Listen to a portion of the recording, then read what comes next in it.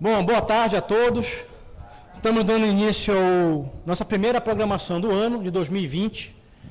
O curso sobre Abraham Kuyper, o Reino de Deus, a Política e a Sociedade. Essa é uma programação do eixo Governo e Política do Instituto Aviva. Para quem não conhece o Instituto Aviva, para quem está nos assistindo pela internet, o Instituto Aviva é uma organização não governamental sediada em Belém do Pará, que tem por objetivo impactar e transformar a sociedade por meio da cosmovisão bíblica. Além da diretoria do eixo Governo e Política, nós temos 7 diretorias. Queremos agradecer na tarde de hoje a diretoria de comunicação, a Oziel, que está nos ajudando a fazer a gravação e a transmissão desse evento. E aqui nós temos presente também mais 2 diretores. O diretor do eixo de Negócios e Empreendedorismo, Daniel Berg, e o diretor do eixo de Educação, professor Manuel. Então, esse evento por parte do eixo Governo e Política do Instituto Aviva tem por objetivo propiciar aos cristãos evangélicos do Estado do Pará e de todo o Brasil uma formação continuada em cosmovisão bíblica com foco em governo e política.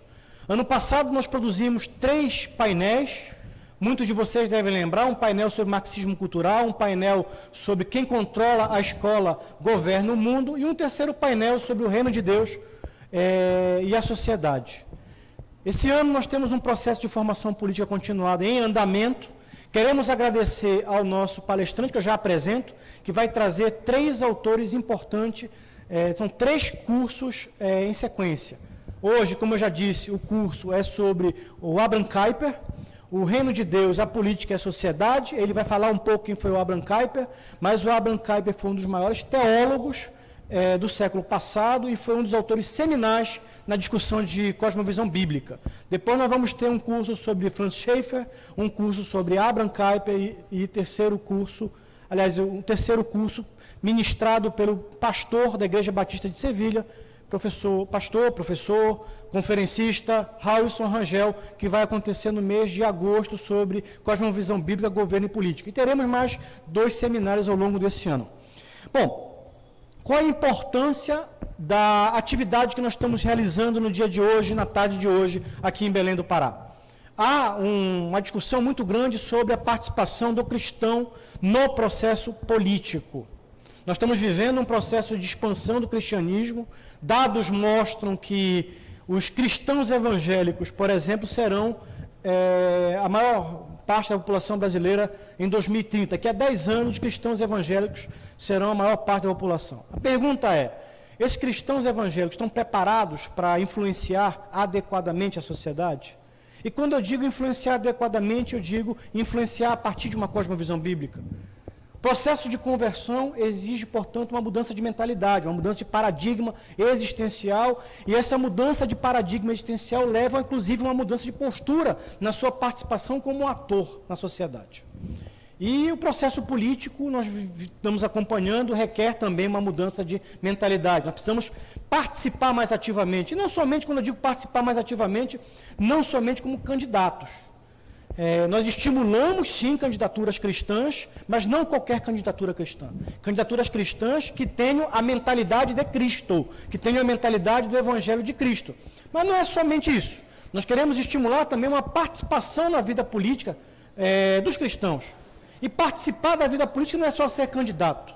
É votar bem, é participar, por exemplo, de conselhos municipais, é participar de eleições para eleger representantes, como, por exemplo, o Conselho da Juventude, ou alguns fóruns de representação que nós temos, que são importantes na sociedade. E também, tudo que nós fazemos na sociedade passa pela política. O que nós temos discutido, inclusive eu discuti muito semana passada com o pastor Carlos Sidney, que está aqui presente, foi que, pela primeira vez na história da igreja, professor Helder, nós temos acompanhado um movimento paralelo. Porque quando a gente olha um pouco a história da igreja, a gente vê movimentos de avivamento e de reforma. Avivamento e reforma. E na história da igreja brasileira, pela primeira vez está havendo um avivamento com uma reforma. Ou seja, há um avivamento na igreja com a busca por uma sólida base bíblica. que nós estamos até brincando, e o pastor Carlos Cine disse, nós estamos vivendo um alinhamento. Eu acho que é isso mesmo, é um alinhamento. Nós estamos vivendo um alinhamento, e a cosmovisão bíblica, é importante que algumas pessoas também entendam, ela parte de 3 princípios. Primeiro, um conceito de reino de Deus.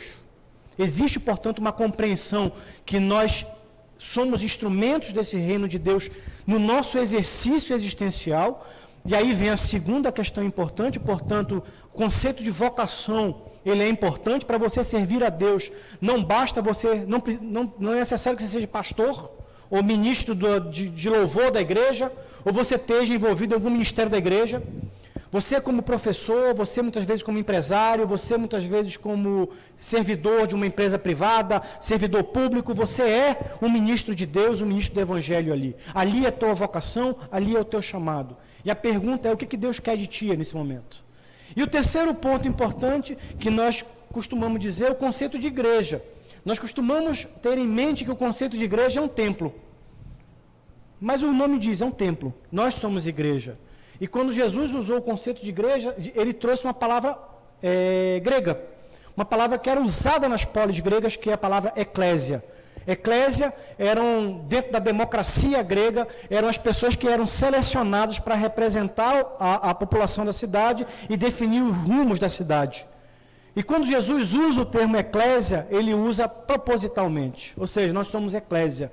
Nós somos, e a palavra eclésia significa chamados para fora. Nós somos chamados para impactar e transformar a sociedade através do exercício daquilo que nós fazemos no nosso cotidiano. Como políticos, como empresários, como professores, como policiais militares, enfim, como qualquer exercício que nós podemos ter no dia a dia. Então, a ideia desse conjunto de atividades que nós estamos fazendo é justamente produzir um processo de metanoia, de conversão. Conversão é isso, é mudança de mentalidade, é mudança de paradigma. Quando nós aceitamos Jesus como Senhor e Salvador da nossa vida, nós abandonamos a mentalidade do mundo e assumimos a mentalidade de Cristo. E a mentalidade de Cristo está expressa na sua palavra. Portanto, é uma mudança de cultura, é uma mudança de mentalidade, é uma mudança de paradigma existencial. Eu até, essa semana, conversando com algumas pessoas, eu dizia que eu tenho muito claro para mim, sobre questões, inclusive, até de vocação para o exercício de um chamado na política, por exemplo. Então, eu entendo que existem 4 pontos importantes. O primeiro ponto é a salvação. Você tem que ser salvo, você tem que entregar a sua vida para Cristo. O segundo ponto é a conversão, é a mudança de mentalidade. Tem muita gente que entrega a sua vida para Cristo, mas não muda a mentalidade, continua com uma mentalidade humanista, continua com uma mentalidade animista, continua com uma mentalidade muitas vezes marxista, para usar cosmovisões que estão hoje imperando na sociedade, quando na verdade a nossa cosmovisão é uma cosmovisão que vem do Evangelho. Então, o terceiro ponto, eu diria, é o conceito de vocação, chamado. Você é salvo, você é convertido, você tem um chamado, uma vocação. E o quarto ponto que eu considero importante é o conceito de santidade. Isso eu digo para qualquer profissão. Santidade. Você quer ser um instrumento na sala de aula? Você quer ser um instrumento de Deus na política? Você quer ser um instrumento de Deus naquilo que você faz? Busque santidade, busque santificação. Se você conseguir cumprir esses 4 processos, essas 4 etapas, eu tenho certeza que você vai ser um instrumento de Deus na transformação da sociedade. Então, o que nós estamos propiciando hoje, portanto, é um processo de formação política continuada, com o objetivo de instrumentalizar a mudança de mentalidade, a mudança de paradigma e a mudança de cosmovisão. E eu quero agradecer a disponibilidade do professor Helden Borges, que aceitou de pronto, com muita gentileza, está presente conosco aqui. Eu já assisti algumas palestras do professor Helden Borges e eu digo que é uma pessoa extremamente qualificada. Eu tenho certeza, Helden, que o Senhor te chamou para ser esse instrumento de qualificação, de aperfeiçoamento do corpo de Cristo. O professor Helden Borges, ele é cristão evangélico, ele é membro da primeira igreja batista do estado do Pará. ele pertence a um grupo da Primeira Igreja Batista do Pará, chamado Seguros na Verdade, que tem feito também um trabalho na área de cosmovisão bíblica muito bacana, muito legal. Já participei de algumas atividades, inclusive tem algumas atividades previstas para esse ano, que são imperdíveis, inclusive o público universitário, discussões sobre fé e universidade, professor Ricardo, são coisas que vale a pena a gente divulgar e vale a pena a gente estar presente, porque uma das coisas que eu tenho dito é que nós precisamos derrubar nossas barreiras denominacionais. Não importa se você é metodista, presbiteriano, batista, assembleiano, nós somos um único corpo. Nós somos o corpo de Cristo. E para além das denominações, nós temos um chamado que é um mandato cultural. Nós precisamos levar o Evangelho a todos aqueles que precisam do Evangelho. O professor Helder, ele é doutorando em Direito da Universidade Federal do Pará, tem escrito muita coisa na área de Direito, de Filosofia, textos muito interessantes, e uma das coisas que ele tem pesquisado é justamente os autores como Abraham Kuyper, como Hermann Doiver, como Franz Schaeffer, e, enfim. Eu gostaria, nesse momento, de chamar o professor Helder Borges. Eu quero dizer, professor, você tem agora total liberdade para interagir, para conduzir a sua palestra, mas dizer que realmente nós estamos, volto a dizer, muito felizes com a sua disponibilidade. Que o Senhor Jesus te abençoe tremendamente nessa tarde. Muito obrigado. Obrigado.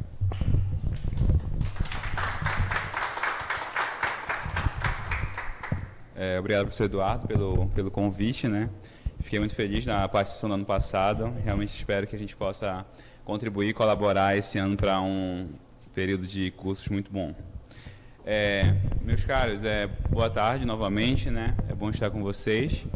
E aqui a gente pretende, no encontro de hoje, tratar sobre Abraham Kuyper. Como o professor Eduardo já introduziu, né?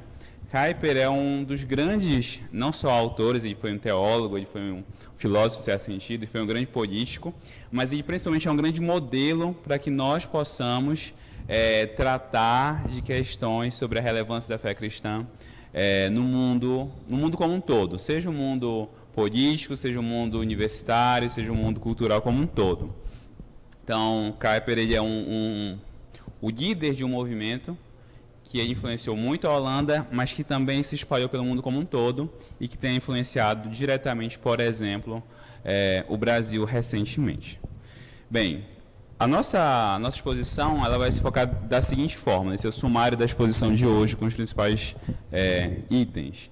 A gente vai fazer uma introdução sobre a vida, a obra e o contexto de Kuyper, analisando qual foi a sua relevância e qual foi o seu contexto, né? Por que ele escreveu, para quem ele escreveu, como ele escreveu. E aí nós vamos então passar um segundo item, que é definindo o contexto teórico de Kuyper, que é o que ele chama de calvinismo, ou o que nós costumamos chamar de forma mais específica como neocalvinismo. Terceiro item, nós vamos analisar um conceito que foi fundamental para o desenvolvimento de todo o pensamento de Kuyper, que é o conceito de cosmovisão, trazendo especificamente para um conceito de cosmovisão cristã. Então, ele analisa o conceito de cosmovisão em geral, que não é um conceito, por mais surpreendente que seja para alguns, não é um conceito cristão. A cosmovisão é um conceito que nasce na filosofia hermenêutica e que é trazida para o cristianismo por ser um conceito importante para os nossos debates dentro da igreja, dentro da sociedade. E aí vamos passar um ponto que é importante para a gente compreender os argumentos que Kuyper usa e os argumentos que nós normalmente ouvimos dentro das nossas igrejas que podem ter um impacto muito negativo sobre essa discussão toda, que é o que a gente pode chamar de dualismo corpo e alma.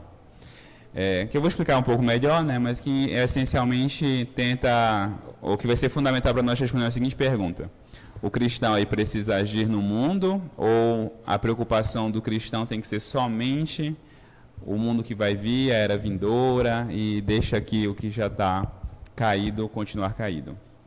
Relacionado a isso, a gente vai conversar um pouquinho sobre um conceito que foi muito importante para a atuação política de Kuyper, que chama-se graça comum. E a gente vai diferenciar dois conceitos, que é o conceito de graça salvadora ou graça especial e graça comum. Vamos falar sobre a antítese cristã, que é quais são os diferenciais o cristão ele precisa se diferenciar do mundo como e por quê. E aí talvez de todos os conceitos, o conceito pelo qual Kuyper ficou mais conhecido, que é o conceito de soberania das esferas ou esferas de soberania. A gente vai ver então a proposta moderna de soberania e a proposta cristã de soberania, que é a soberania da igreja, do Estado e da sociedade civil. Bem, isso aqui é só o sumário, né? Bem, vamos fazer um breve, vamos conhecer Kuyper, né? Eu acho que alguns nunca ouviram falar, muito provavelmente, alguns ouviram pela primeira vez na chamada para o curso. Mas quem foi Abraham Kuyper? Kuyper ele é um holandês cujo foco da vida dele era ser um teólogo, um pastor. Era ser um pastor como o pai dele foi. E aí no curso dessa jornada é que ele se depara com outro contexto que vai fazer com que ele tenha uma atuação não só como pastor, mas também como político. Ele nasceu em 1937, numa cidadezinha da Holanda chamada Massoud. E aí, o filho de pais protestantes, filho de pais reformados, o pai dele era reverendo, ele foi conduzir seus estudos sobre teologia. E aí, em 1962, ele conseguiu o doutorado dele em teologia pela Universidade de Leiden. Em 1963, ele vai ser alçado ao ministério, e ele vai ser ordenado pela Igreja Reformada Holandesa, que era a igreja principal da Holanda. 1863. E aí vai se tornar pastor em uma pequena comunidade rural no interior da Holanda, chamada Bisde, de 1963 e 1968. E esse primeiro pastorado dele, como a gente vai ver daqui a pouco, é um pastorado que marca a vida dele e que transforma radicalmente a forma como ele vai ver o mundo. Então, esse aqui talvez seja o principal evento de toda a vida dele até esse momento. E aí depois ele vai ter ainda 2 pastorados na década de 70 do século XIX. Em 1972, então, ele já assume, né, essa postura ativa dentro da igreja, ativa dentro da política, e ele vai se tornar editor de dois jornais, o Standard e o Arauto, entre 72 a 1919.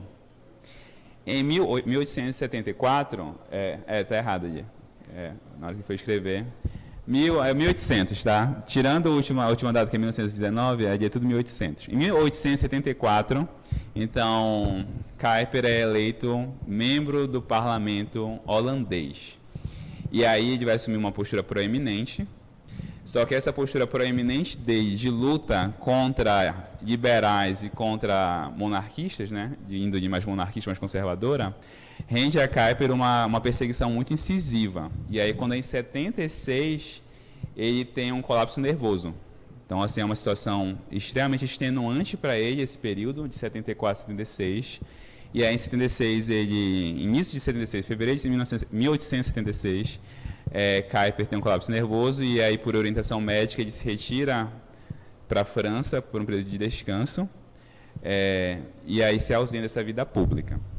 Bem, mas ele não se ausenta por muito tempo, né? Então, ele se ausenta em 76 e retorna como membro ainda do parlamento holandês. E aí, em 1879, ele vai participar da fundação de um novo partido, chamado de Partido Antirrevolucionário.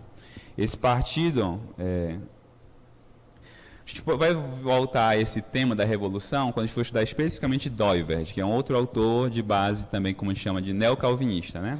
Então, Doivert se debruça mais essa questão sobre a revolução, sobre os valores de uma revolução, especialmente da Revolução Francesa. Então, aqui, entendam esse movimento antirrevolucionário como um movimento contrário aos valores que inspiraram a Revolução Francesa. Mas a gente não vai se dedicar muito a esse ponto na exposição de hoje. Mas, enfim, ele participa da fundação desse partido com esses objetivos, de ter um movimento contrário a esse movimento revolucionário francês e suas inspirações. E a partir daí a gente tem talvez o auge da carreira política e pública de Kuyper. Ele vai, em 1880, ajudar, ou vai ser o principal articulador da fundação da Universidade Livre de Amsterdã, que é a chamada VRIG, que existe até hoje, que é uma das universidades mais importantes da Holanda. Em 1886, Ele participa de um movimento de renovação da Igreja Reformada Holandesa e de secessão, que vai gerar a Igreja Cristã Reformada da Holanda. Em 1889, ele profere as chamadas palestras Stone, que vai gerar o livro mais conhecido dele em português, chamado Calvinismo. Foi publicado pela editora Cultura Cristã, e que é a sistematização e é o resumo do pensamento de Kuyper. Em 1901, ele então é convidado pela rainha Wilhelmina da Holanda para formar um gabinete, e aí se torna o primeiro-ministro da Holanda, em 1901. E aí se torna ministro de 1901 a 1905. Ele continua a vida após se retirar como primeiro-ministro, ele continua como ministro da Holanda, embora não primeiro-ministro, ele continua como ministro e continua com uma vida ativa, até que ele venha a falecer em 1920, em Haia, quando ele estava iniciando o desenvolvimento de um projeto teológico chamado Messias. Bem, essa aqui é a síntese da vida de Kuyper, né, para a gente poder conhecer um pouco mais. De forma mais específica, né, como eu disse no início, Kuyper é de uma família reformada, uma família cristã, filho de um reverendo, filho de um pastor reformado da Igreja da Holanda. Então ele estava acostumado com termos cristãos, ele foi criado em um lar cristão, estava acostumado com tudo isso. Só que Kuyper vive uma época em que o cristianismo vivia em franco declínio na Holanda e na Europa como um todo. Os três autores que nós vamos ver são autores complementares. Quando nós formos falar sobre Schaeffer, a gente vai ver que Schaeffer foi um missionário na Europa nesse período, e Schaeffer, não nesse período, né, mas já no início do século XX, e Schaeffer viu esse declínio. A Europa, como hoje ainda, né, a Europa via um franco declínio do cristianismo. E embora ele tenha nascido em um lar cristão, o contexto dele, como povo e como europeu, é um contexto de declínio cristão. Kuyper é educado nesse lar cristão, ele é educado formalmente, embora ele não fosse, segundo os professores dele, não fosse uma criança muito com um desenvolvimento intelectual muito rápido, embora já na adolescência ele tivesse sido reconhecido pelos professores como um excelente aluno. Bem, na Holanda, então, ele tinha a possibilidade de desenvolver os estudos dele especificamente sobre teologia, né, e seguir a vocação pastoral a qual ele pretendia seguir. Só que, das duas principais universidades holandesas, ele segue para a Universidade de Leiden, que era uma universidade que, ao mesmo tempo, era reconhecida por ter um excelente curso de teologia, era reconhecida como uma instituição que havia abraçado de uma forma muito franca o liberalismo teológico. A gente já vai voltar a esse ponto no próximo slide. Mas então ele vai ter uma formação acadêmica de excelência e ele vai ser reconhecido como um excelente aluno na Universidade de Leiden, mas ele estava abraçando ali um conhecimento teológico muito problemático, vamos colocar nesses termos.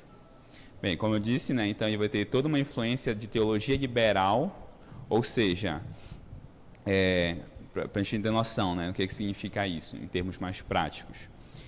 A teologia liberal que Kuyper tinha abraçado era uma teologia que negava, por exemplo, a ressurreição de Cristo.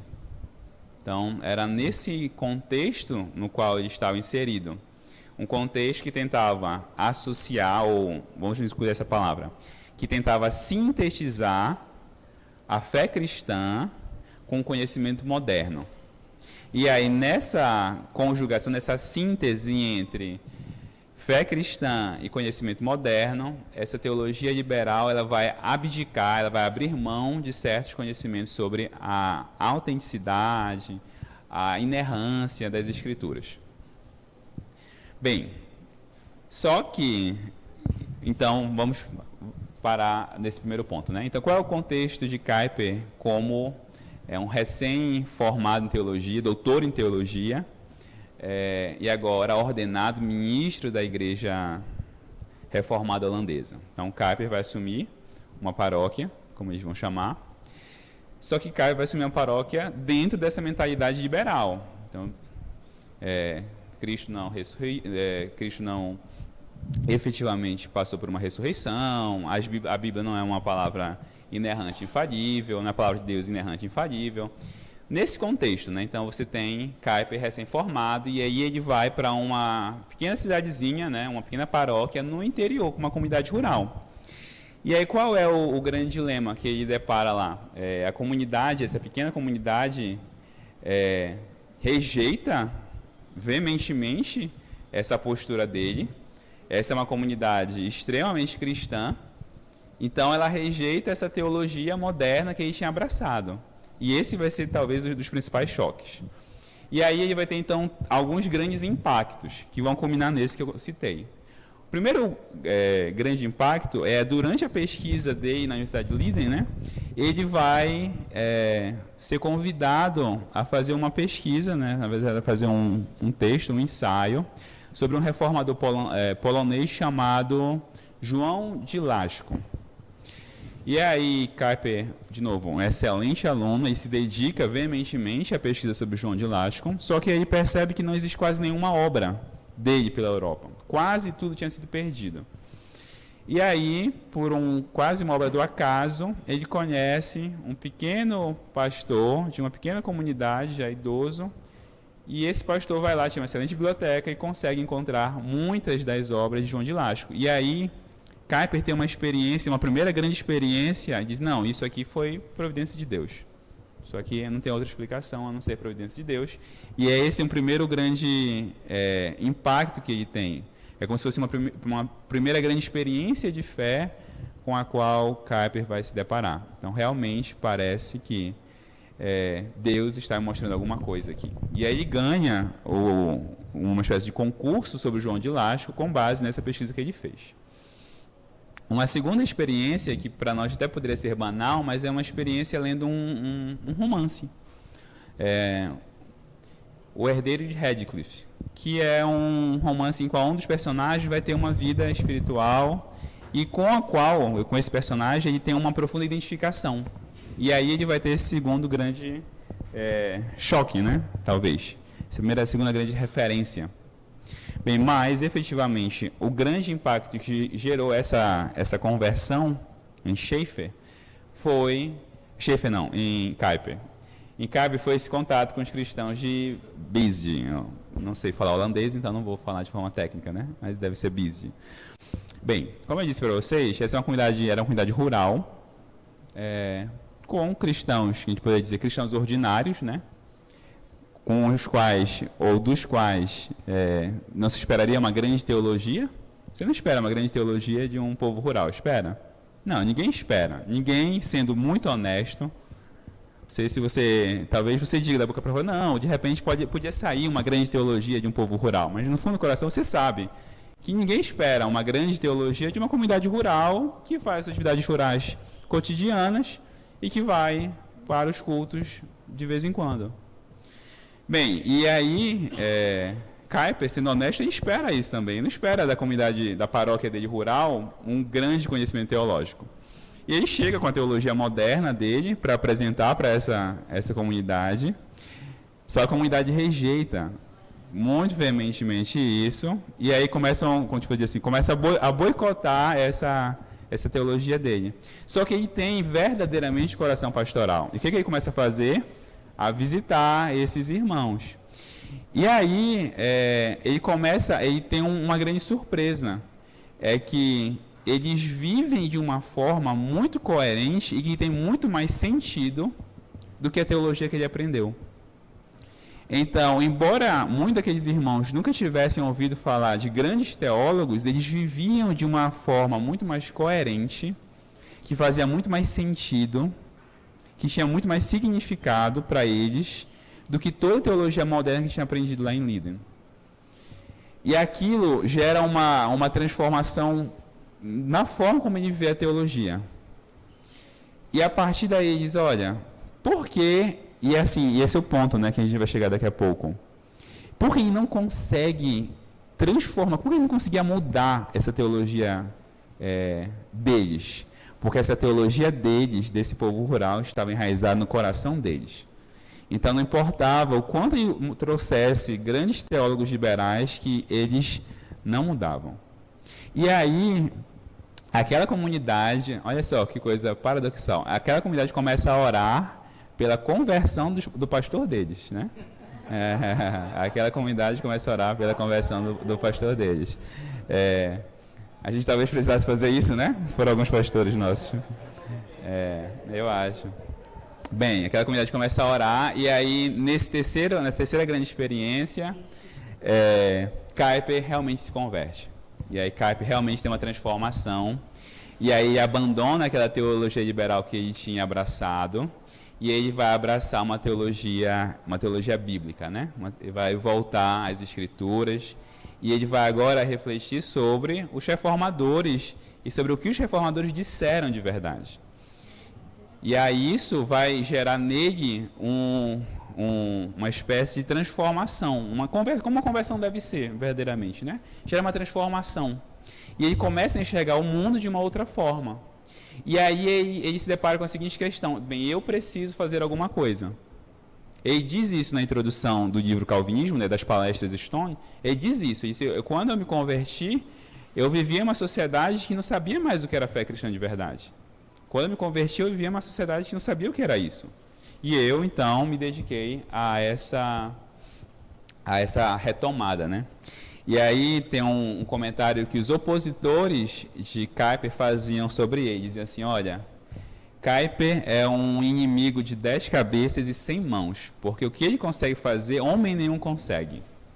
Os opositores dele reconheciam isso. Por quê? Porque depois desse processo, depois dessa conversão, Kuyper se dedica de tal forma à transformação da Holanda que ninguém conseguia pará-lo.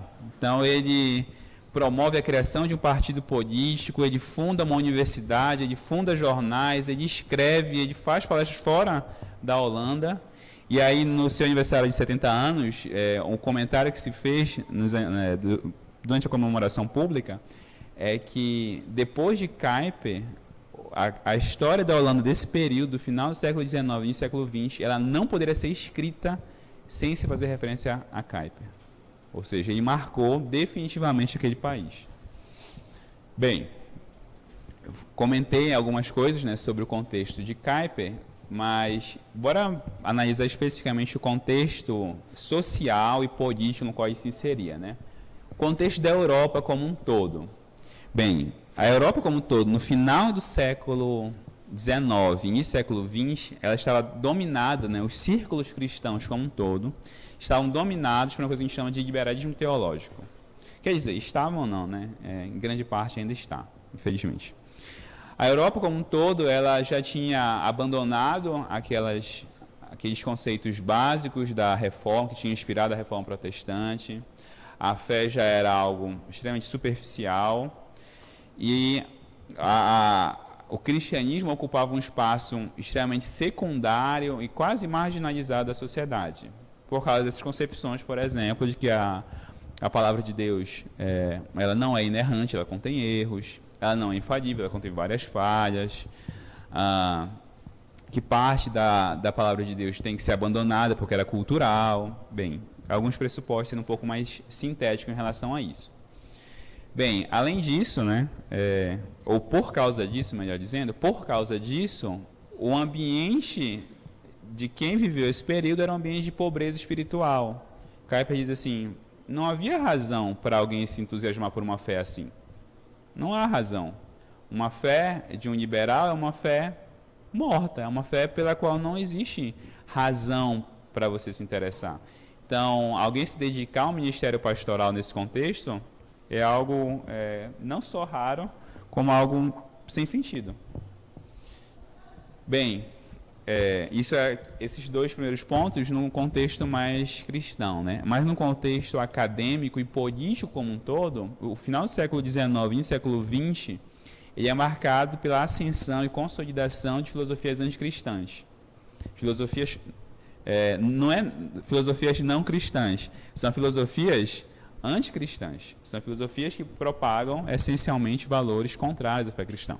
Então, nesse período, final do século XIX e século XX, você tem, por exemplo, a ascensão do niilismo, que eu já vou explicar o que é, mas essencialmente o descrédito total em relação à religião, a Deus, a moral, por exemplo. no espaço público. E aí essas filosofias anticristãs dominam boa parte da Europa, e essas filosofias anticristãs, definitivamente, elas se encarnam no regime nazista. O regime nazista é a própria encarnação dessa filosofia europeia desse período. Não tem como negar isso. Bem, e a sociedade como um todo, ela passou por um processo acentuado. Não é que o processo tinha surgido aqui, não, mas nesse período, em pouco tempo, a sociedade se secularizou de uma forma extrema. Porque se vocês lembrarem, né, quem gosta de história da igreja, algumas poucas décadas antes, a igreja e a Europa e os Estados Unidos tinham passado por um grande avivamento. Se lembrarem, né? Século XVIII é um século marcado por avivamento. Até o início do século XIX ainda tem esses requisitos. Então, como assim? Século XVIII, a Europa e os Estados Unidos passam por um grande avivamento, e aí um século depois, menos de um século depois, você tem uma situação catastrófica. Porque a sociedade passou por um processo de acentuada secularização. E aí vários motivos, mas um dos motivos que normalmente se aponta é, por exemplo, a ascensão de um pensamento darwinista na Europa como um todo. Contexto da Holanda, né? Bem, a Holanda, ela tinha vivido um período que é conhecido na Holanda, né, como século de ouro, que é o século, ou a era de ouro, né, que é o século XVII. Então, nesse período, século XVII, a Holanda era uma grande potência europeia. A Holanda dominava boa parte das relações internacionais, inclusive, nesse período, se nós lembrarmos, foi a época da conquista holandesa no Nordeste brasileiro. E aí vem um ponto, né? Essa República Holandesa no Brasil, como alguns chamam, a República Holandesa no Brasil, vai dizer Kuyper, ela é uma demonstração da força da fé cristã protestante. Então, quando a gente pega, e aí quem estuda a história do Brasil, né? Quando a gente pega Nassau como um exemplo de um administrador, vão dizer os estudiosos de Kuyper, Nassau está colocando em prática princípios protestantes. Então, quando Nassau permite liberdade religiosa, quando Nassau possibilita o desenvolvimento do mercado, cria um ambiente de liberdade, isso tudo são consequências de uma fé protestante. Então, talvez o bom exemplo que nós temos em Pernambuco é exemplo da aplicação de tudo isso que nós vamos ver aqui. Só que a aplicação desses princípios lá no século XVII. Então, a Holanda, no século XVII, ela tinha passado por essa era de ouro. E essa era de ouro marcou, por toda a história, o pensamento holandês. E aí, depois a Holanda entrou em declínio, né? E a era em que Kuyper vive já é uma era de declínio da Holanda.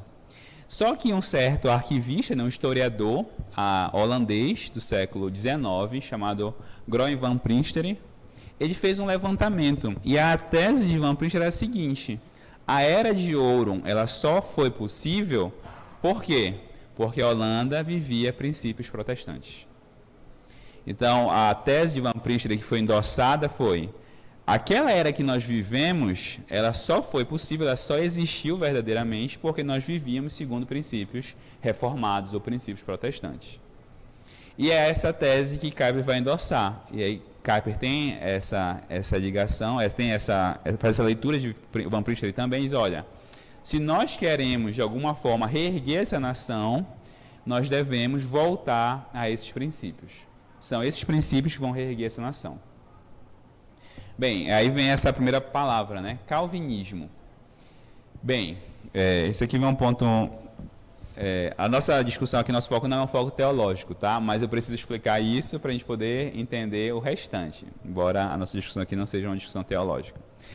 O calvinismo, normalmente, se a gente for fazer uma análise teológica, ele é associado de uma forma um pouco mais simples, né, à ideia de predestinação. Mas a ideia de Kuyper não é fazer essa associação. Ele vai dizer assim, olha, vou usar dois termos. Tem um termo reformado e tem um termo calvinista. O termo reformado, na concepção de Kuyper, tá? O conceito de reformado vai fazer referência a esse aspecto mais eclesiástico, mais teológico, Enquanto que o termo calvinista ele vai usar para fazer referência ao sistema político decorrente dos princípios da reforma. Então, quando o Kuyper, tá, não estou dizendo assim que em geral é esse o conceito, em geral o conceito é mais teológico mesmo, mas em Kuyper, quando ele fala de calvinismo, ele se refere a um sistema filosófico e político. Tá bom? Essa é a preocupação dele.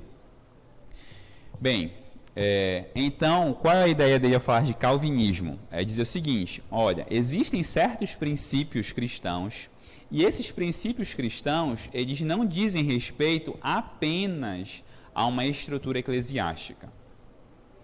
A proposta é a seguinte, olha, os princípios que nós aprendemos sobre a igreja, ou sobre, não dizer a igreja, sobre a fé cristã, esses princípios, eles são referentes à estrutura eclesiástica, eles dizem respeito à igreja, obviamente, mas eles não dizem respeito apenas à igreja.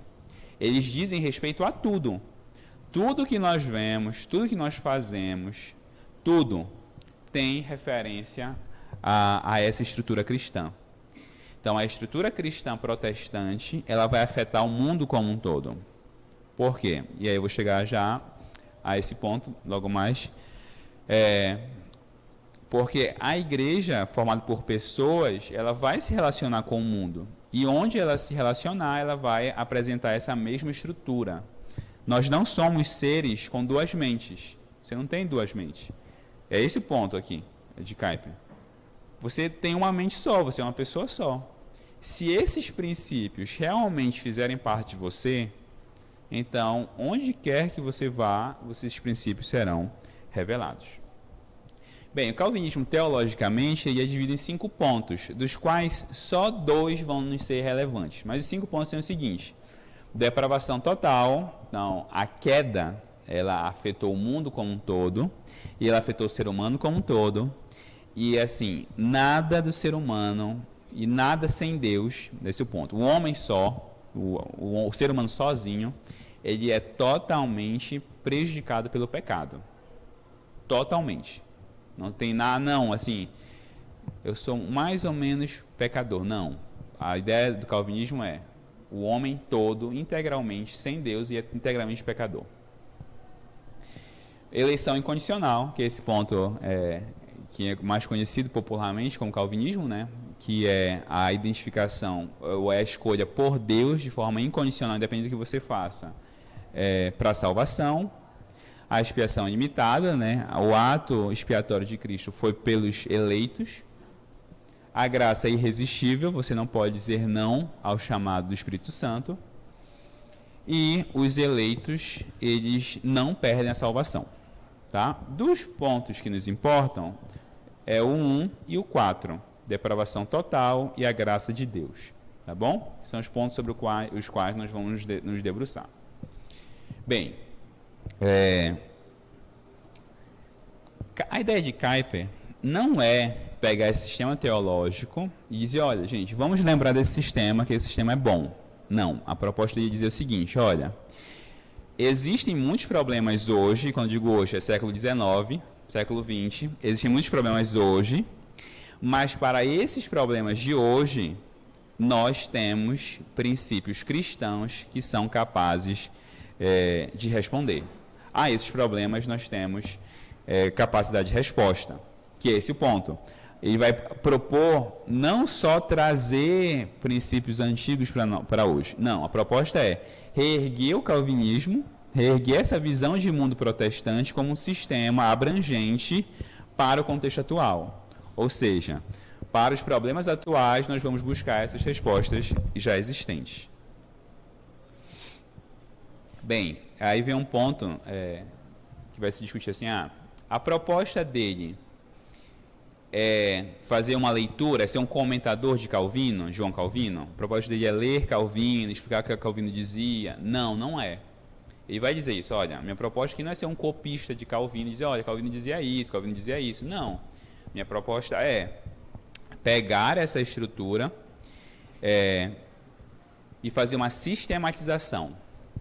Apresentar um conjunto de ideias com base nessa teologia, que, de novo, não é apenas eclesiástica, essa teologia reformada, e com base nessa teologia reformada, apresenta respostas para os problemas atuais. Então ele vai dizer, olha só, a minha preocupação, embora ele toque isso, a minha preocupação não é tão teológica, o meu foco aqui não é discutir só teologia, mas é analisar o calvinismo como uma tradição histórica, ou seja, que moldou o mundo como nós entendemos hoje. Então, o mundo como nós entendemos hoje foi moldado por um certo sistema de valores, sistema de crenças. Esse sistema de valores e crenças pode ser organizado filosoficamente e ele tem implicações políticas. Bem, então qual é a ideia, qual é a proposta? Retomar a fé cristã para a vida como um todo e não só para a vida dentro da igreja.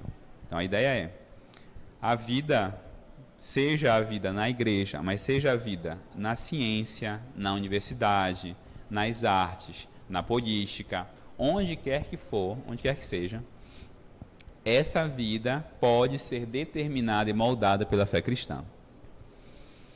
E aí ele vai fazer isso como? Desenvolvendo conceitos que eram implícitos. Por isso que eu disse, não é um mero copista, ele não está ali apenas copiando e repetindo conceitos já trabalhados. Não, a ideia é trazer ou enfatizar conceitos que são fundamentais e que às vezes passaram batidos ao longo do tempo, que foram um pouco subestimados com o passar do tempo. Bem, Kuyper, ele tem diversos seguidores em diversos campos. Então, ele vai influenciar a economia. Então, tem seguidores de Kuyper que escrevem sobre economia, seguidores de Kuyper que escrevem sobre política, teologia, filosofia, missões. Então, ele influenciou diversos campos, onde, principalmente, Holanda, no qual existe uma universidade fundada por ele que pesquisa a obra dele, mas ele influenciou Reino Unido, Canadá, Estados Unidos, África do Sul, e o Brasil atualmente tem vivido um ressurgimento desse pensador. Bem, um dos conceitos mais fortes dele é o conceito de cosmovisão, que eu não pretendo avançar muito, né, porque vocês, em geral, sempre têm contato, né, com o conceito de cosmovisão, mas aqui a ideia é a seguinte. Tem uma frase de Ortega y Gasset que ela remete, não estou sendo aqui muito fiel à interpretação da frase, mas dá para aplicar nesse contexto. Ele diz assim, eu sou eu, minha circunstância, e se não salvo a ela, não me salvo a mim. Qual é o ponto aqui, e que vai ser determinante para a gente entender o que é cosmovisão? O ser humano, ele existe condicionado a certas estruturas, ele existe condicionado a uma série de pressupostos, e esses pressupostos moldam não só quem ele é, mas como ele vê o mundo. Bem, então a ideia de cosmovisão é essencialmente parte do ponto que o ser humano ele é condicionado a determinados pressupostos, ou seja, ele lida com as pessoas, ele compreende o mundo, ele se relaciona com as pessoas a partir de certos pressupostos. Então, ele vai ler o mundo a partir desses pressupostos. Qual é o ponto aqui? Cada ser humano, ele lida com o próximo, ele lida com o mundo e ele lida com Deus a partir da forma como ele enxerga Deus, o próximo e o mundo. E isso é uma construção que todos têm. E isso molda, obviamente, como a própria pessoa se vê e como ela própria age.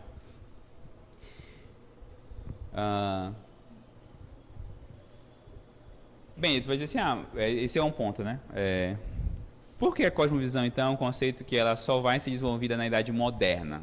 Se todo mundo tem, se todo mundo vive segundo ela, por que ela só se desenvolve agora? Porque, em geral, em muitas sociedades, essa cosmovisão ela é socialmente compartilhada. Como assim socialmente compartilhada? As pessoas, em geral, elas concordam com aquele ponto. Então, assim, se todo mundo concorda, as pessoas percebem o como existe essa cosmovisão? Não. O exemplo que se dá, embora não seja um exemplo perfeito, é o seguinte: cosmovisão é como se ela fosse a cor das lentes do seu óculos, dos seus óculos.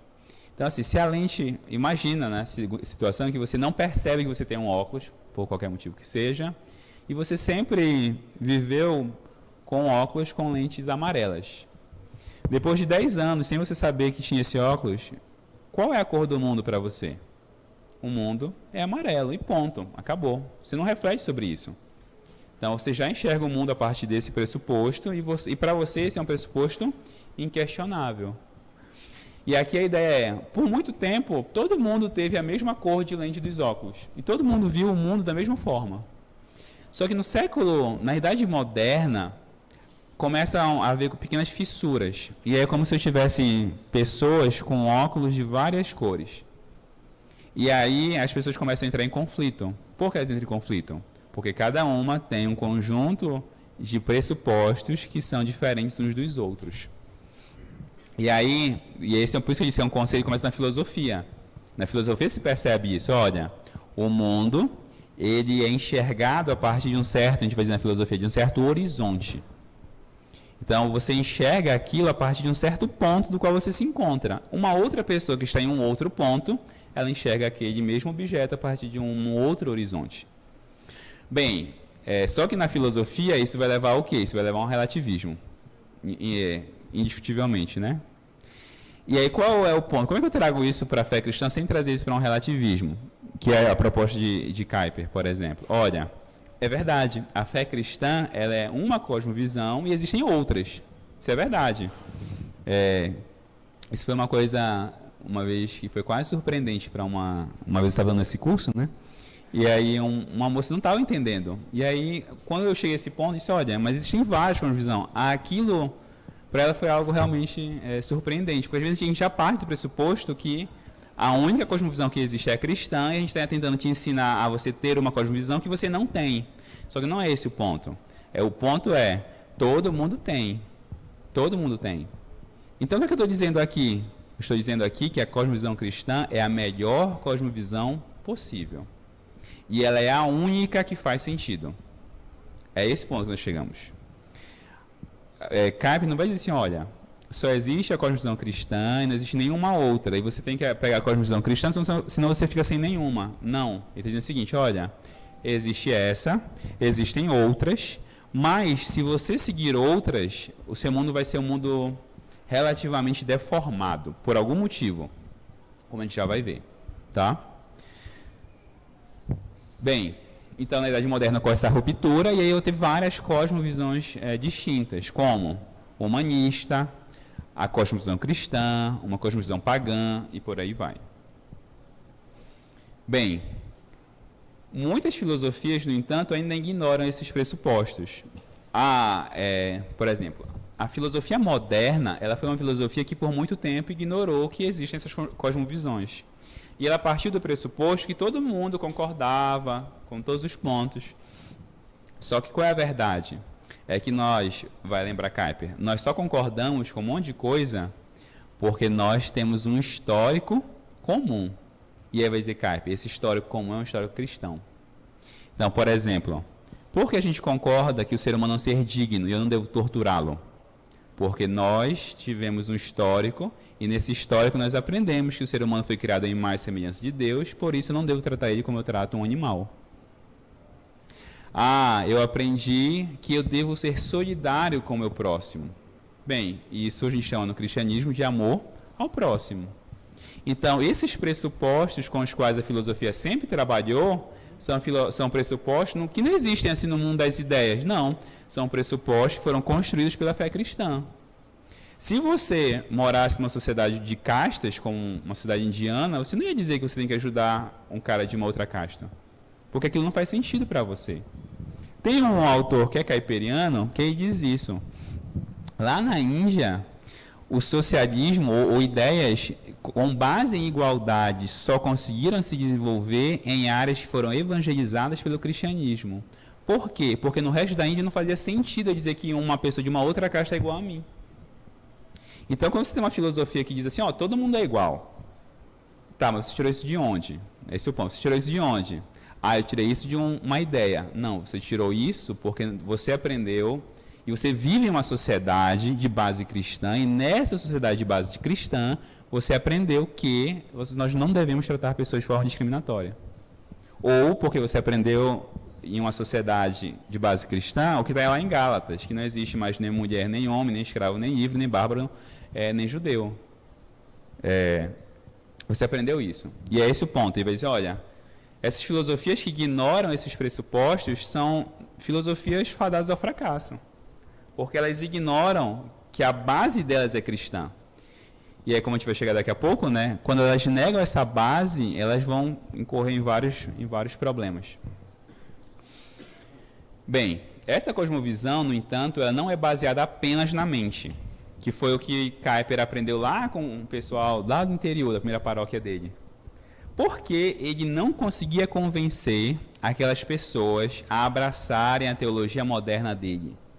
Porque aquelas pessoas, elas tinham uma cosmovisão que não estava baseada só na mente. Era uma cosmovisão baseada no coração, ao qual elas se ligavam profundamente. Ou seja, era uma cosmovisão na base, na raiz do coração delas. E ele vai dizer assim, todo mundo tem uma cosmovisão e essa pessoa abraça não só com a mente, abraça com o coração. Então, eu preciso, se eu quiser mudar a cosmovisão, eu preciso mudar essencialmente o meu coração. Bem, esses pressupostos, como eu já disse, né, eles mantêm relação com tudo que cerca o ser humano. Todas as áreas que forem tocadas pelo ser humano, ou seja, tudo aquilo que o ser humano produz de cultura, e aqui o que entendam o que é cultura, é tudo aquilo que é decorrência da ação humana. Então, tudo aquilo que existe no mundo cultural, tudo aquilo que é produzido pela ação humana, é essencialmente tocado por esses pressupostos. Talvez a gente pudesse ver isso de uma forma mais nítida, né? Quando a gente sai da nossa sociedade. Então, se a gente vai pegar uma sociedade que tem uma cosmovisão muito compartilhada, muito forte, muito clara. Por exemplo, a comunidade indígena. Nessa comunidade indígena, você consegue perceber claramente que tudo que eles fazem tem base, tem raiz em como eles enxergam o mundo. Não é verdade? Só que aí a ideia de Kuyper é, mas não são só eles que têm cosmovisão, você também tem. E você vive segundo essa cosmovisão. Você só não percebe, assim como eles também não percebem. Mas você vive com base em uma. E você se relaciona e tudo que você faz é com base nessa visão de mundo. Bem, essa cosmovisão, vai dizer Kuyper, são sistemas abrangentes de vida. Como assim? Essa cosmovisão, ela toca tudo que você faz. Então, se você for cristão, vai tocar tudo que você faz. Doivers, que é aquele filósofo kuyperiano, diz assim, a cosmovisão é um tipo de fermento. Ela vai tufando, e ela vai enchendo, vai preenchendo tudo que você faz, tudo que você pensa, tudo que você crê, tudo isso é ocupado por essa cosmovisão. Seja ela cristã, seja ela, por exemplo, uma cosmovisão humanista, que é o termo que Kuyper usa. Então, se você tem uma concepção onde o homem é o centro de tudo e o principal é buscar a liberdade, isso vai ocupar a sua mente totalmente. Bem, seja a fé cristã, seja uma cosmovisão concorrente, a cosmovisão vai dizer respeito a três coisas. A relação com Deus, ou como eu enxergo a minha relação com Deus, ou a relação do homem com Deus, como eu enxergo a minha relação enquanto ser humano com outra pessoa e como eu enxergo a minha relação enquanto ser humano com as coisas que me cercam. Aí você vai dizer assim, numa filosofia ateísta não tem o primeiro ponto. Tem sim. Tem o primeiro ponto, só que eles não identificam Deus como Deus. Eles vão identificar uma outra coisa no lugar de Deus, com a qual eles vão se relacionar. Tem uma expressão que é assim, o homem sempre vai se prostrar e adorar. A ideia de Kuyper é essa. E aí, se for um ateu, ele vai se prostrar e adorar diante de outra coisa, que pode ser dinheiro, que pode ser a ciência, que pode ser um relacionamento, mas ele vai fazer a mesma coisa. Seja com o próximo, ou seja com o mundo. Então, a relação com Deus, por exemplo, no caso do cristianismo, que é o que nos interessa, né? É uma relação reconhecendo a supremacia de Cristo. Relação com o próximo, é partindo do pressuposto que o meu próximo foi feito, a gente chama imago Dei, foi feito à imagem e semelhança de Deus. E a minha relação com o mundo é que eu devo expressar no mundo essa minha crença. Bem, como é que eu, cristão, vou saber como eu devo agir? 2 pontos. Primeiro, e principalmente, pela revelação especial, pelas Escrituras. Pelas Escrituras eu sei como eu devo me relacionar com o mundo, com o próximo e com Deus. Mas, além das Escrituras, pela revelação geral. O que é a revelação geral? É o mundo, é a criação. A criação, ela revela também, ela também é revelação, melhor dizendo, a criação também é revelação de Deus à humanidade. Então, por essas 2 formas, eu consigo saber como me relaciono com Deus, com o próximo, com o mundo. A preocupação nossa aqui, em relação à sociedade e à política, é com esse terceiro nível. É como eu me relaciono com o mundo. É como eu devo viver esse mundo. Ou eu devo vivê-lo, não devo vivê-lo? Bem, qual é o papel da igreja nisso?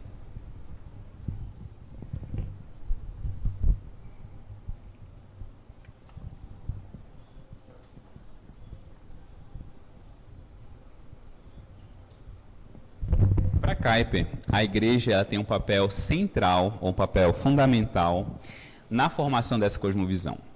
Por quê? A igreja, ela vai, enquanto instituição mesmo, ela vai participar desse processo, a gente pode chamar de um processo pedagógico. É um processo de educação e formação dos seus membros, mas não é, percebam esse ponto, não é uma formação intelectual. Claro, a formação intelectual é importante, né? Então, obviamente, o que o Instituto da Viúva faz, ou o que o meu grupo lá na igreja faz, são coisas importantes. A gente está tentando trabalhar o intelecto e formar pessoas que estejam conscientes daquilo em que elas creem. Só que isso não é suficiente. Isso é importante, mas não é suficiente. São 2 coisas diferentes. Então, ser importante é uma coisa, ser suficiente é outra. Então, o que é que eu preciso fazer enquanto igreja? Obviamente, é importante que eu faça esse reforço à mente da igreja, mas eu preciso, essencialmente, ensinar a igreja a ter um coração inclinado às coisas certas. Esse o ponto.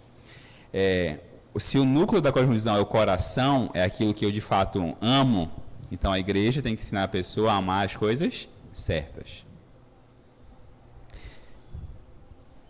Bem, segundo, a cosmovisão ela não é, como eu já disse, né, ela não é uma construção puramente intelectual, mas ela envolve fé e amor.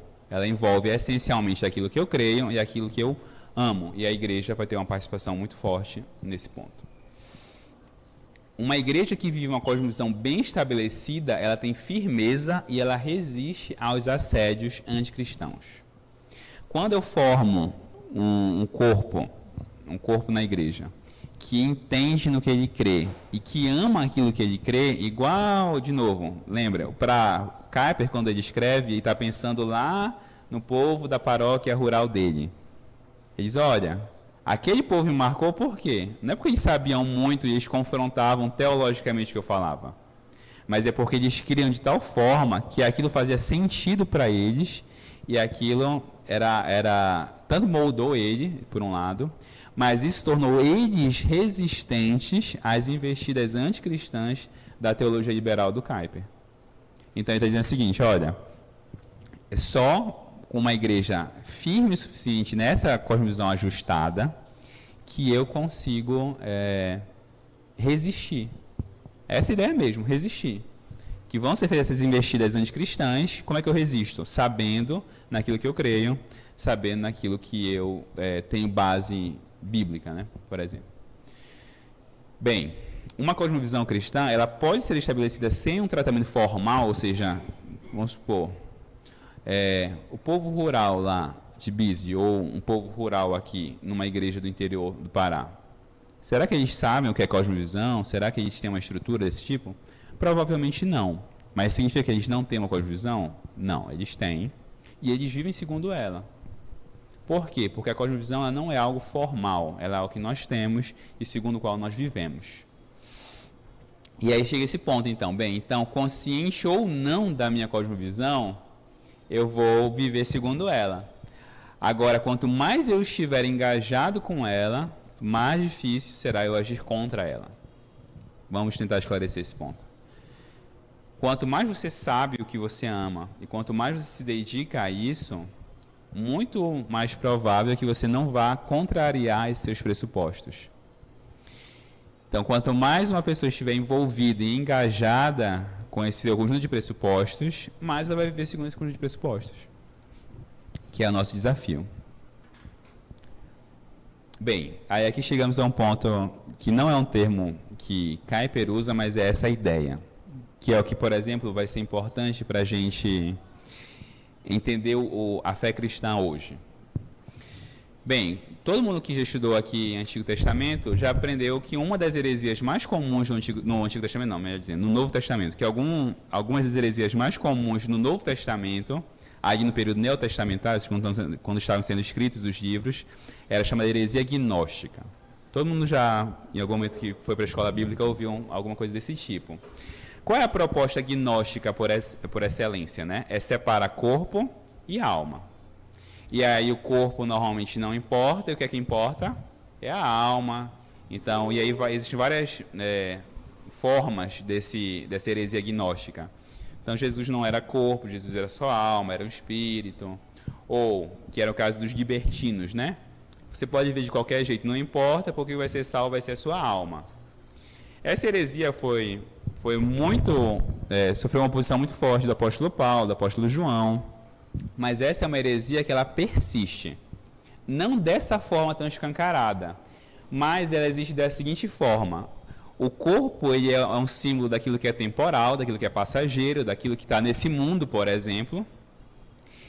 E a alma ela é o símbolo do eterno, daquilo que é permanente, que não vai apodrecer, que não vai se perder. E aí, que tipo de teologia a gente tem em muitas igrejas de uma forma informal? É que o corpo, ou seja, aquilo que é temporal, não é relevante para a fé, mas aquilo que é relacionado à alma, aquilo que é espiritual, isso é relevante. Isso é relevante. E aí, qual é a consequência disso? E aí, você provavelmente já ouviu isso, muito frequentemente. Mas o que Jesus veio fazer foi salvar a alma. Então, aquilo que não está relacionado à alma, não importa.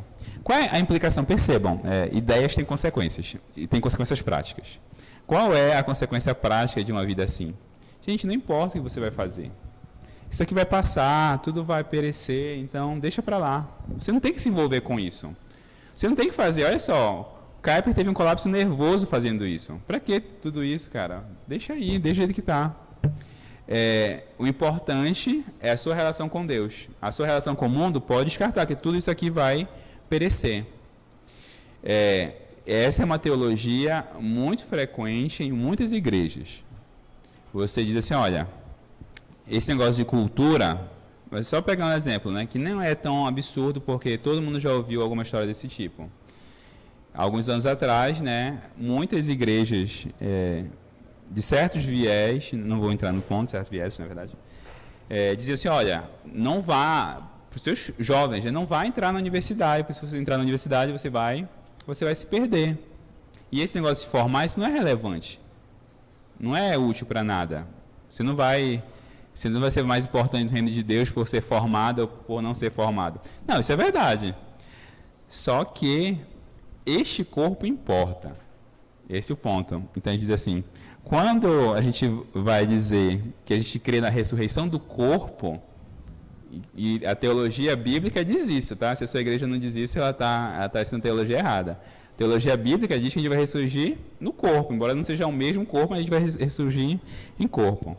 Isso significa o seguinte, que de alguma forma muito incompreensível, isso aqui, essa criação que Deus nos deu, ela é importante. Ela é importante. Então, o reino de Deus não é uma coisa que vai vir no futuro, mas o reino de Deus tem uma relação muito próxima com isso, com esse tempo. Então, quando Kuyper se esforça de uma forma tão árdua por esse aspecto temporal como a política, e eu acho que uma coisa, talvez o símbolo atual daquilo que é mais temporal é a política. A política diz respeito ao aqui e agora. É isso que diz respeito à política. Quando o Kuyper vai lá e se dedica à política, ele está dizendo, isso aqui importa. E o reino de Deus, de alguma forma, se importa com isso também. E eu vou me preocupar com isso. Então, essas visões cristãs que dizem que esse corpo, esse temporal não é importante, elas fazem o quê? Elas dizem, não importa isso. Pode abandonar esse corpo, que isso aqui vai passar, e aí não importa, é só, diz assim... No fundo, essa teologia diz assim, olha, você vai ver 80 anos, aguenta aí 80 anos nesse mundo caído, que daqui a 80 anos tu vai embora e tá bom. Mas não é isso que a Piper está dizendo, não. E não é isso que a Bíblia diz, não. Esses 80 anos que você está vivendo aqui, eles importam para Deus também, de alguma forma. Por quê? Porque o cristianismo ele diz respeito ao homem integral, ou seja, não é corpo versus alma, não há esse dualismo, não há uma divisão aqui. O seu corpo não é uma coisa que você troca, não é. Sua roupa é assim, você tira, troca e acabou, mas seu corpo não. Seu corpo não é algo separado da sua alma, não é algo distinto, não. Então, às vezes a gente pensa assim, o que sou eu? Não, eu sou a minha alma, ou o que está aqui na minha cabeça, e de repente se conseguisse tirar o meu cérebro e colocar em outro corpo, eu seria a mesma pessoa. Não, você não seria. Não seria. Porque para ser você é essa integração integral das duas partes. Bem, então esse reino de Deus e essa vida eterna não são coisas futuras, mas são coisas atuais. E dizem respeito a alguma coisa atual.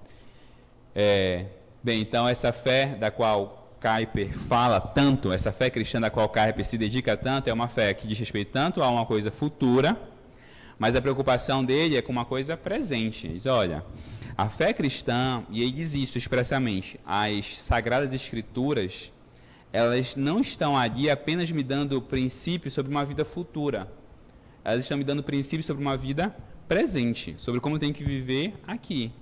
Embora eu saiba que o aqui não é o fim, mas o aqui é importante. A gente faz a pausa agora ou pode continuar? Então, bora continuar esses 2 slides aqui.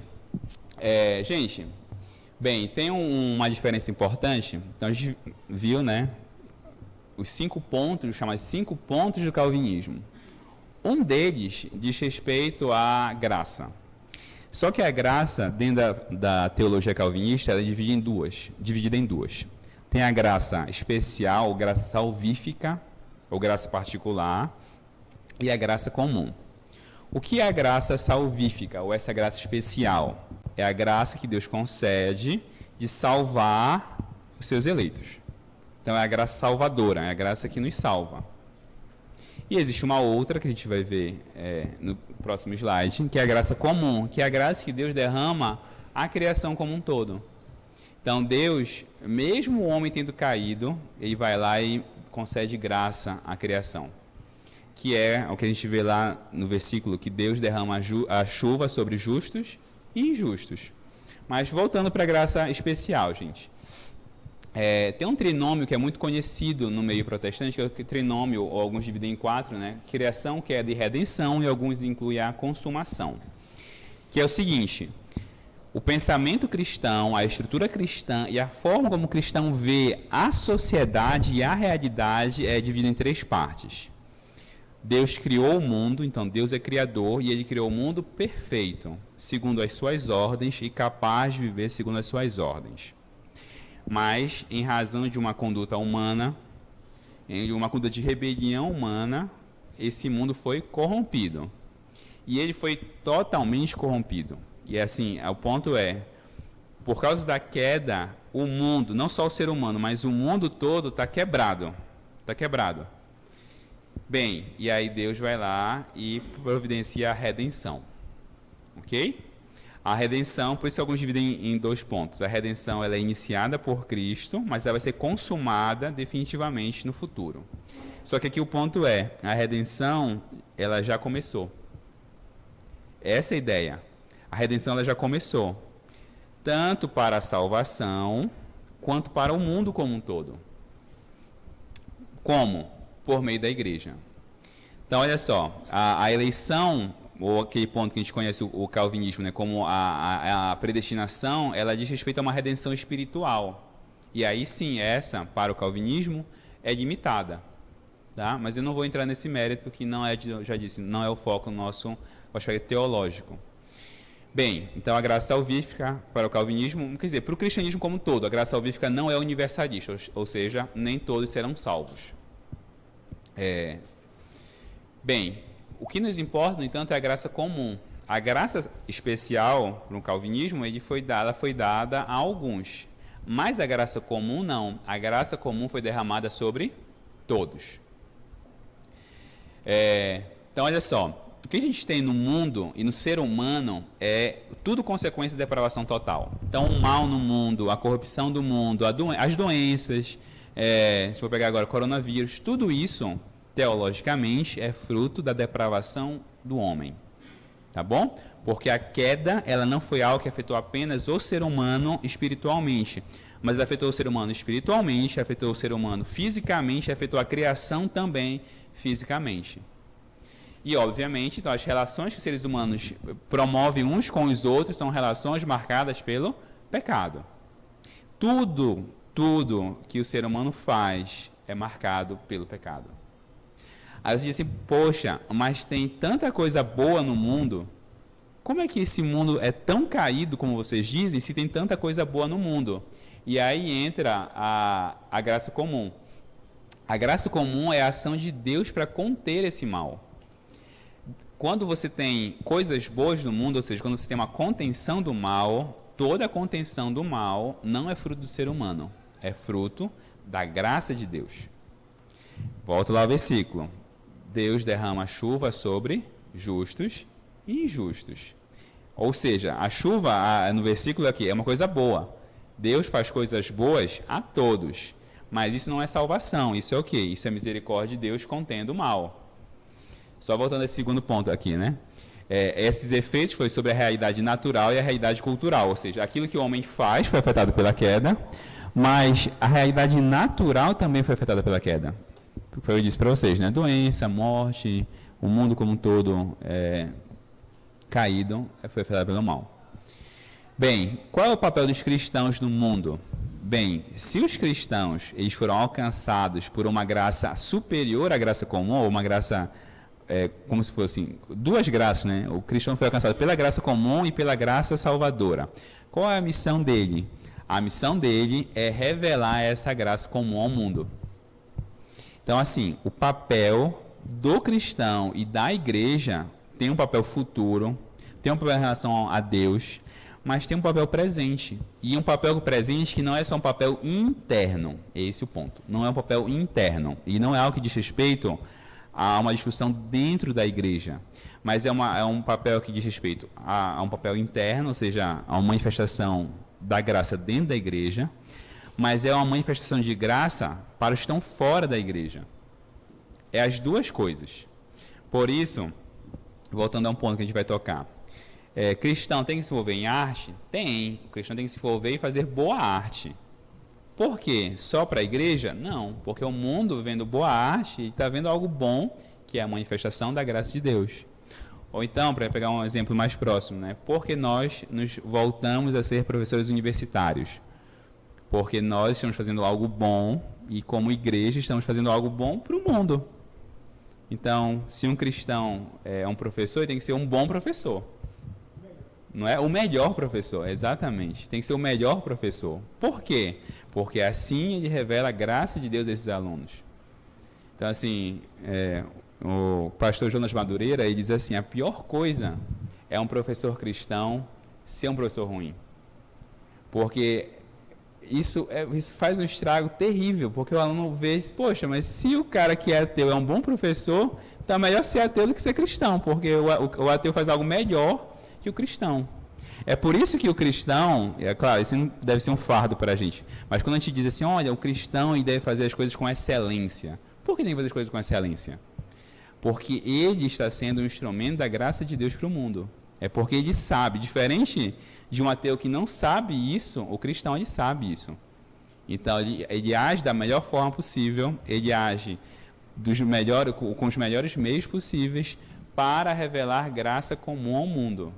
Claro, como um gesto de gratidão a Deus, mas aqui o meu foco isso para o mundo é algo importante. Uma coisa a ver com Sim. Que é vocação, chamado e ministério. Esse professor, o ministério dele é docência. Uhum.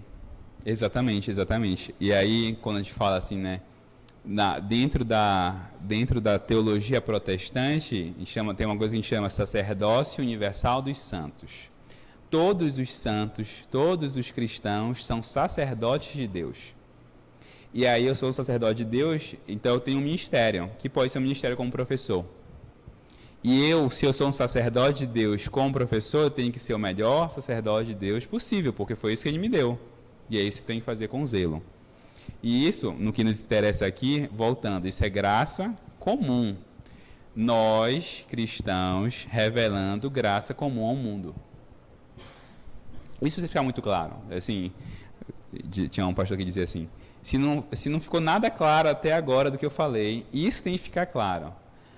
Kuyper está preocupado em que os cristãos sejam uma manifestação visível de Deus ao mundo. Por quê? Porque só nós temos uma cosmovisão verdadeira. É só o que nós fazemos aqui verdadeiramente bom. Claro, um ateu pode fazer uma coisa que seja boa? Pode, mas ele faz sem saber. Ele faz sendo um instrumento de Deus sem saber. Então, se a gente for pegar para ter fundamento bíblico, né? Quando diz assim, quando Deus diz nas Escrituras, Ciro, o meu servo. Ciro não sabia que ele era servo de Deus, mas ele foi servo de Deus mesmo assim.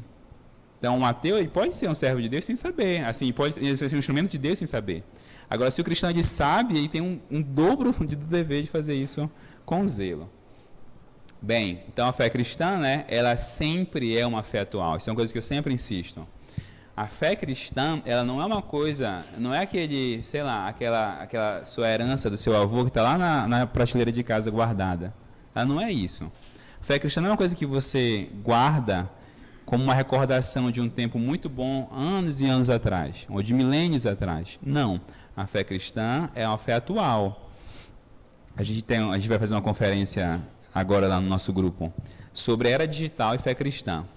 Então a pergunta é a seguinte: a fé cristã tem alguma coisa a dizer sobre a era digital? Tem. Se ela é verdadeira fé, então ela tem coisa a dizer sobre os problemas de hoje, como ela tinha respostas para dar para os problemas de 100 anos atrás, 200 anos atrás. Vamos fazer um intervalo, né? E aí a gente volta daqui a pouquinho.